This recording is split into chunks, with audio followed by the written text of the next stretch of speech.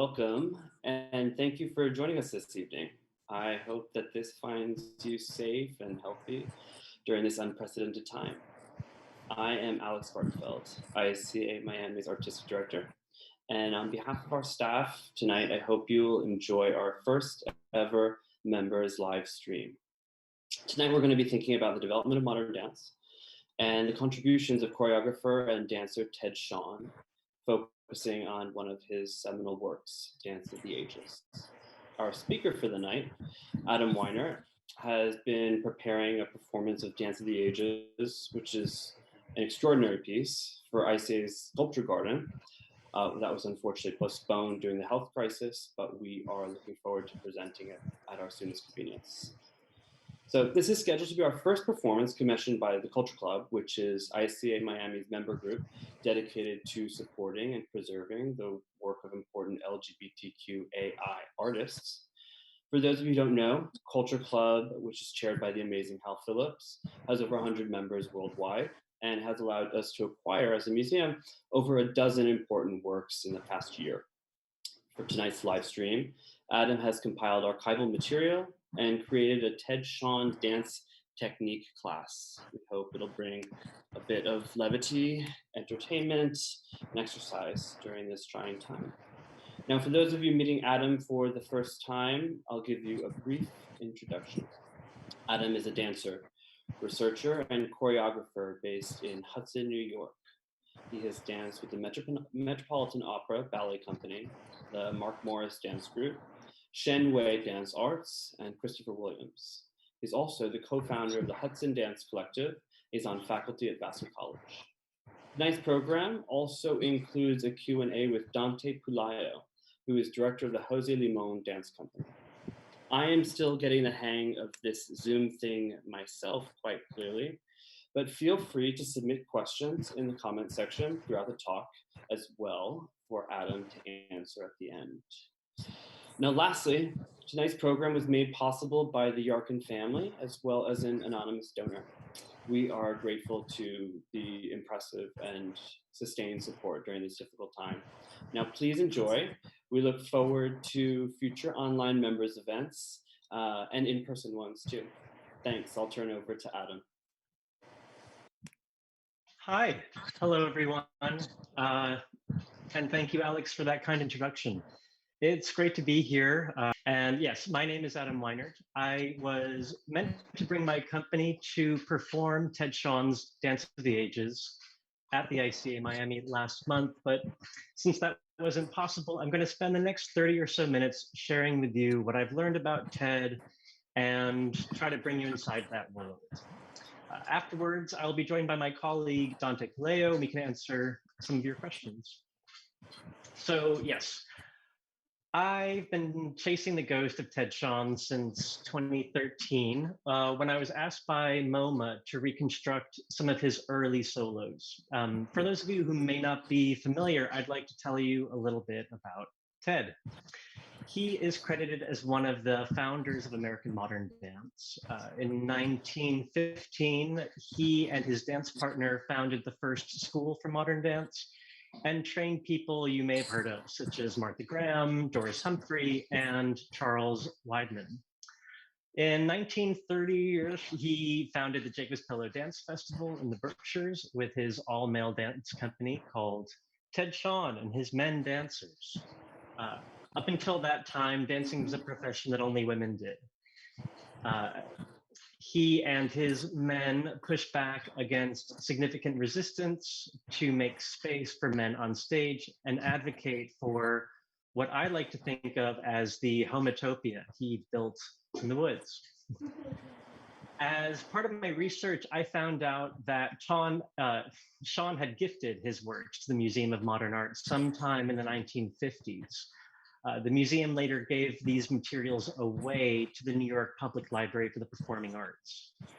I made an argument that if he'd been considered an artist, they wouldn't have been allowed to do that because it goes against the rules of deaccessioning art.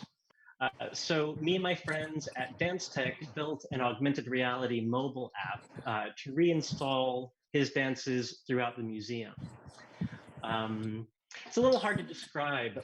So instead, I'd like to play this short trailer. Could we cue up file 1, please? In the spring of 2013, I was commissioned to re-perform some early solos by Ted Shawn at the Museum of Modern Art. I tried to become a living archive of his work. I learned that Ted Shawn had actually made a gift of his life's work to MoMA in the 1940s, but that the museum had given away these materials. I contend that if he'd been considered an artist, they wouldn't have been able to do this. MoMA's own policies are such that they cannot give away the work of a living artist, and Ted Shawn was alive at the time of his deaccession. The idea to install the re-performances in augmented reality came about after the initial live performances. It seemed to me that everyone who was watching the shows was watching me through their smartphones anyway. It's already the interface of choice, so why not engage with that? The app works using image recognition technology. Basically, participants can view the re-performances through their smartphones by visiting the galleries where I performed in 2013.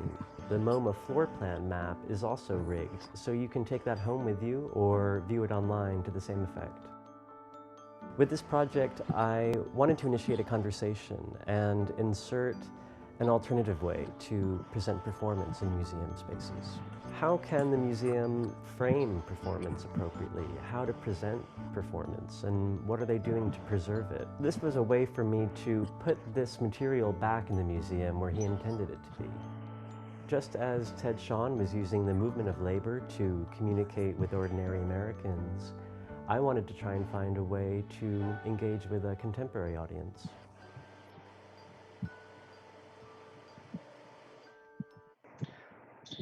Hi, okay, so hopefully that was clear. I mean, basically, if you have the app, you can walk through the museum and footage of Ted dancing his solos will pop up in the galleries. This was not authorized by the museum, but they had no way to remove it. So I guess it was a little cheeky. Now, you might be wondering how we reconstructed these dances from nearly 100 years ago, especially with no living company members around today. And the truth is, we took a kitchen sink approach using film, notation, photograph, rumor, memoir, really whatever we could get our hands on. And we recreated his daily training regimen, which included farm work, nude sunbathing, and his technique class. And since we're talking about dance, I'd like to get us into our bodies a little bit and do one of his exercises with you. So here we are. This is Shawn's Fundamentals of Dance. And we're going to do the first exercise in the general stretching set. This is Laban notation. I'm not sure if anyone's really familiar with that. It sort of went out of style, and basically no one knows how to read it anymore, including myself. But I had help, and you know, it's pretty to look at.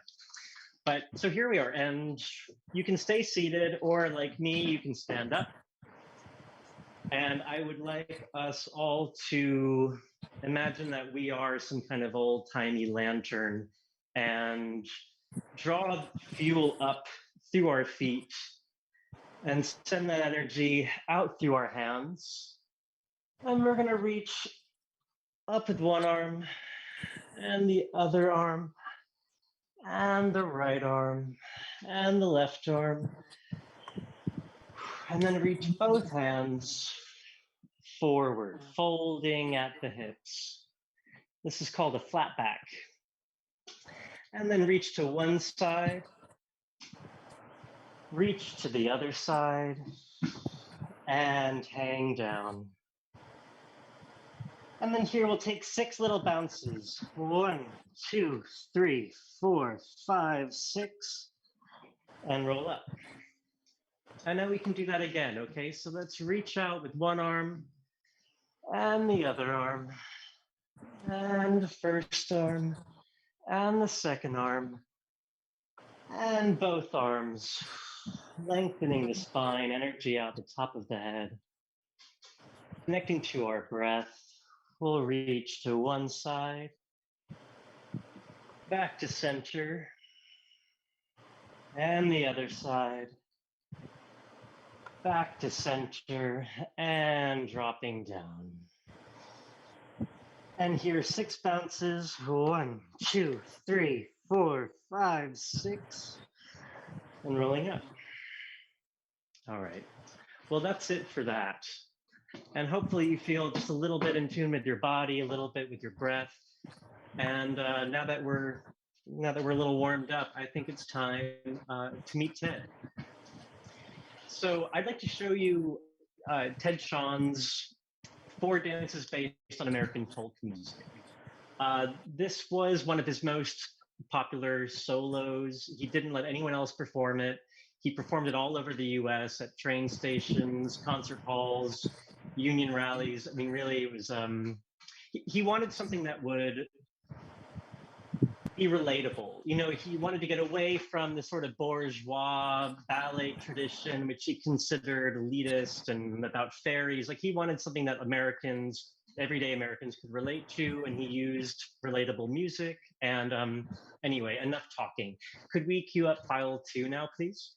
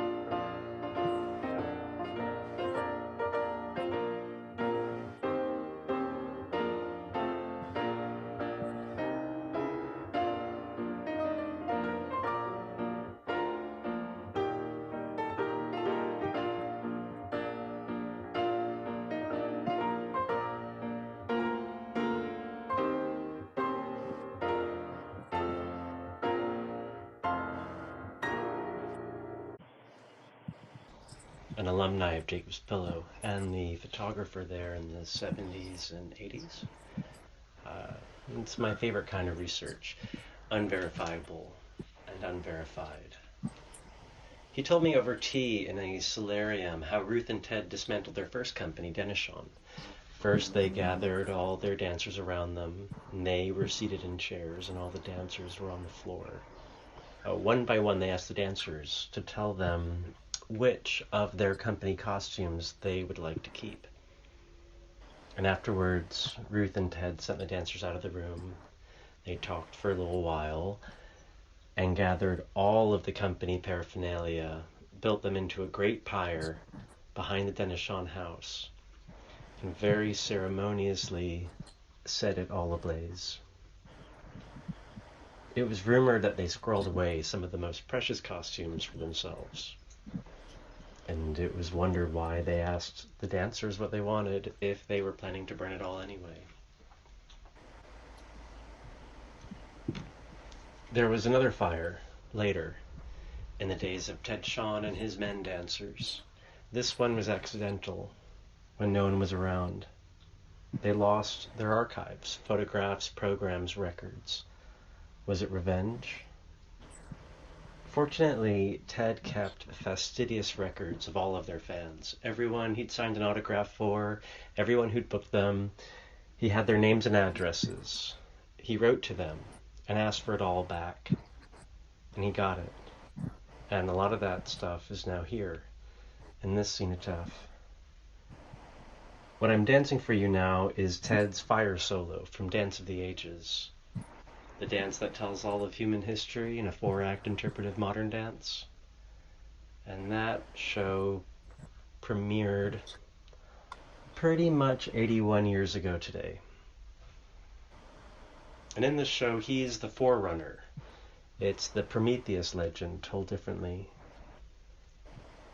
The movement I'm doing now, he described as turning himself into a fire stick, like lightning. And he puts his magic to work. And the thing that he's determined to do is to give his fellow men this great blessing, this most needed and desirable thing, fire. Fire which will enable him to cook his food. Fire which will enable him to make metal weapons. Fire which will give him heat and light at night so he won't need to be afraid. And suddenly the spark comes. He kneels down and he breathes on it. And he fans it with his hands. And gradually the men of the tribe, seeing this little glimmer of the dark crawl in, fascinated by it. And then they too join in. They begin to help to fan it, so that it will develop into a bigger blaze. They breathe on it. More and more the men of the tribe are drawn to this growing spark, this little light in the dark night. And with all of them fanning it, and all of them blowing on it, they gradually develop it into a real flame, and the flame into a fire. And so the dance develops out of this climax of a real fire that has come out of this first spark. It develops into a fire dance.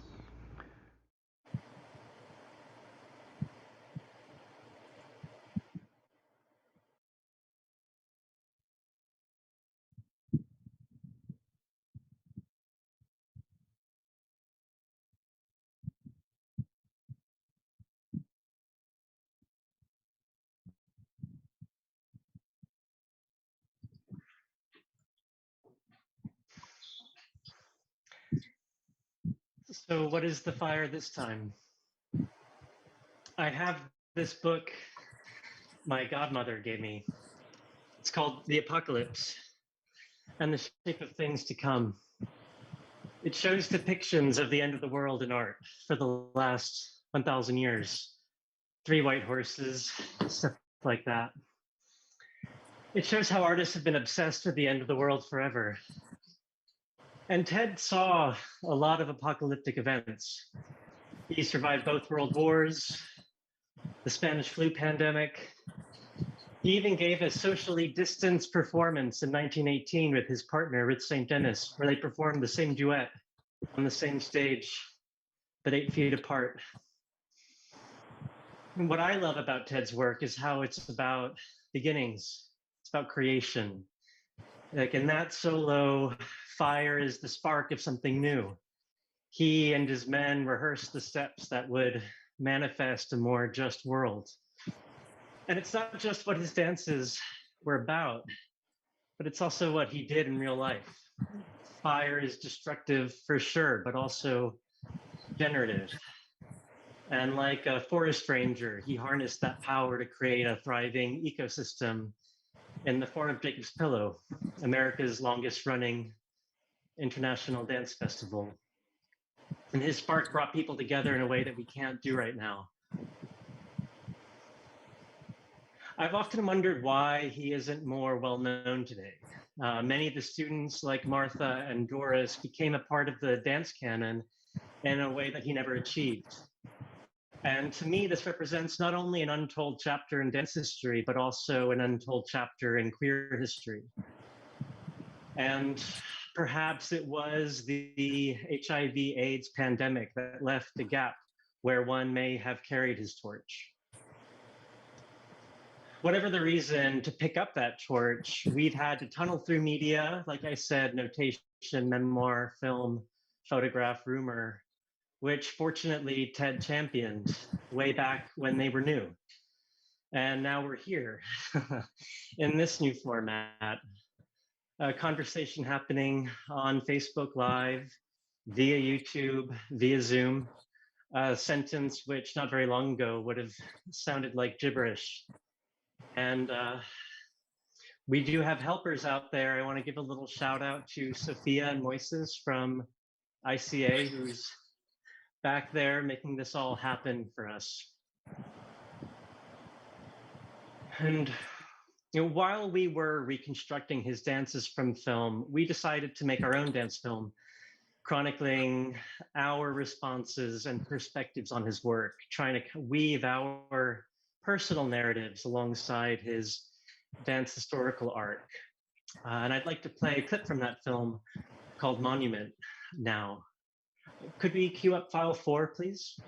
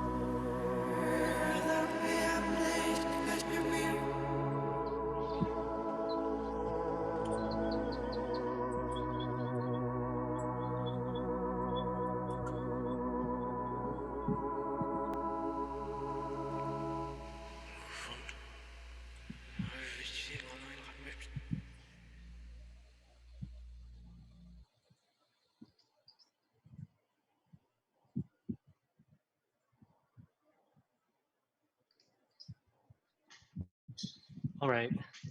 To close, I'd like to acknowledge that tomorrow is Beltane, making tonight Beltane Eve, a night that is usually celebrated with a fire ritual. Typically, this is done outside with a huge bonfire, naked, dancing with your whole community.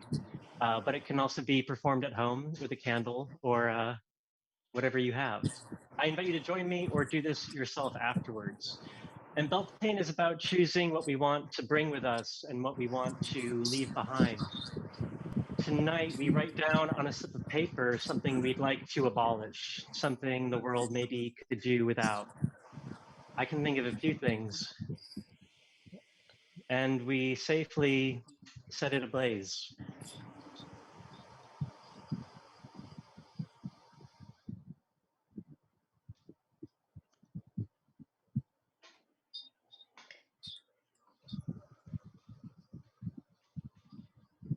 Tomorrow, we can celebrate what we want to bind ourselves to, and you can do that with a ribbon and a tree.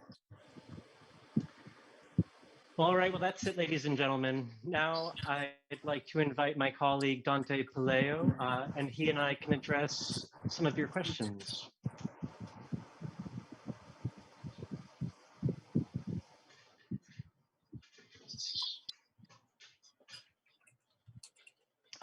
Well, to get us started, Dante, as was mentioned, he was meant to join us on our tour to the ICA.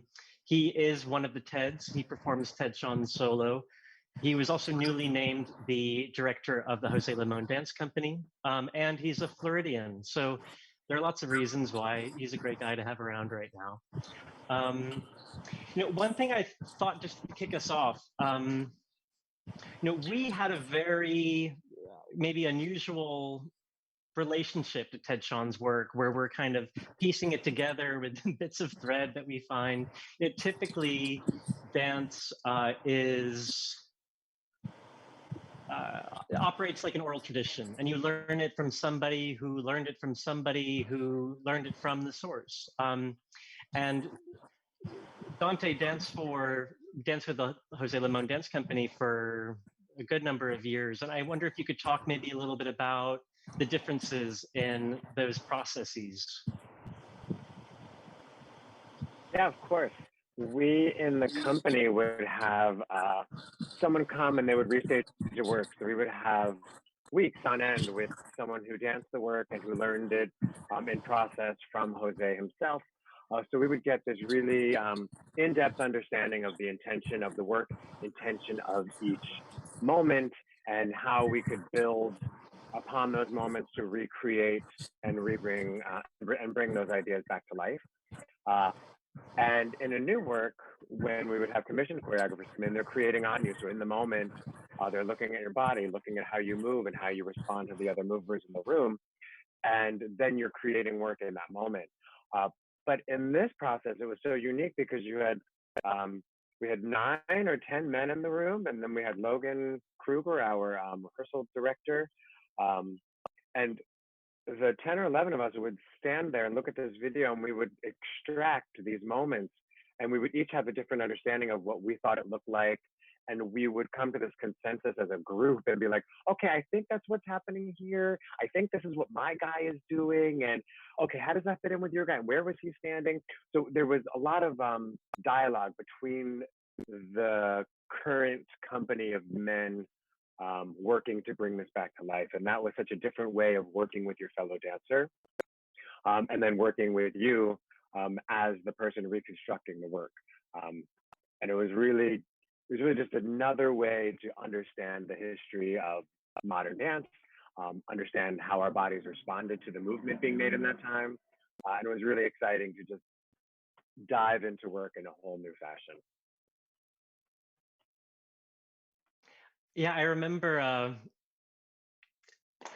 sometimes, today bodies can do different things, I guess. Or what am I trying to say?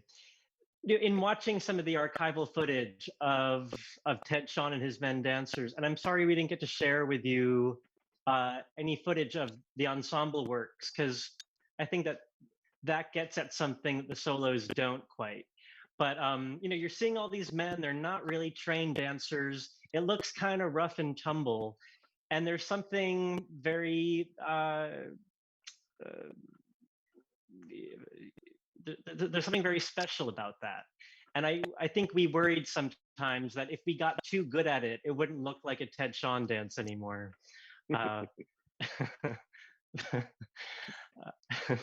So there was a lot of like, well, my guy's doing this, but my guy's doing that. Well, like, well, you do that, and I'll do this, and it'll look kind of funny. Yeah. Do you think that? I mean, I guess there's no way to know for sure, but do you feel like you got at the essence of the choreography in the same way that you've had opportunity to with other archival works? Yeah, I think so. I think there was something interesting about the authenticity of their intention, because we were watching the video and because they weren't trained in the way the dancers are trained today. We're so articulate with understanding how our organs move, and under our muscles in coordination with the bones and the skin and the joints. And we have so much clean articulation that goes through every inch of our body.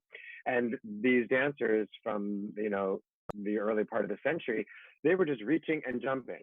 So there wasn't something so specific. So you really saw what they were going for, like this big jump that was just really high, whatever they could do to get as high as they could. So you're watching the effort, and it was so refreshing to see dancers work and try so hard to make something happen. And to look at that and think, okay, well, how can I do that and bring my personal experience and my training and what I have to that same intention, gave me, I think, a deeper level of understanding of, am I showing what it is that I'm doing, or am I actually doing what these men were doing? So to get into that grit of it, I think, was really gratifying, and also freeing, because I was no longer trying to be pretty or please the reconstructor or please the person who had done it before. I was able to look at this work and be like, okay, this guy is doing this, and I'm going to do that. And that was a really exciting way to dive into work, perform the work. And then, when we started to reconstruct it for the Miami performance, it was that same experience of, okay, this was the intention of the work, and this was the shape they were trying to make as they were making that intention. And it was great to see how new eyes were looking at it through my eyes that were looking at it through another situation. So it was like this very meta experience that, just continues to develop me as an artist and how I articulate and how I speak with the audience and speak with other dancers. It was an exciting level digging situation. Yeah, I agree. Thanks for articulating that so well. We have some questions which I'm going to address. One was, did Ted Shawn get influences from working with other modern dancers, following up with maybe Martha Graham style? Well, what's interesting about that question is that Martha Graham was actually a student of Ted Shawn's. So I would say that her style was influenced by his work. And I'm sure that it ricochets back and forth. She codified her technique after him, and it was reminiscent in certain ways and also utterly original in other ways. And they had like a funny kind of dueling relationship. He did travel the world with his companies, and he took a lot of inspiration from his travels to Japan, to Europe, he studied a lot of Native American dances and presented them in ways that are considered problematic today. But I think that his mission was really to expand what could be put on stage and say, hey, all of this is worth looking at and everybody should see it and be exposed to it, is maybe a generous way of looking at it. Something else I wanted to say that hopefully we'll have a chance to do in the future, but I do think that putting these works into museum spaces lets you interact with them differently. You can see them from multiple sides. You can you can walk around, you can come and go, and even just like a dance in a white-walled museum gallery reads very different than a black box theater, and it demystifies it in certain ways, but brings you closer. Like I think it's very interesting what will have a chance to do that in the future. And until then, we'll be here on the World Wide Web.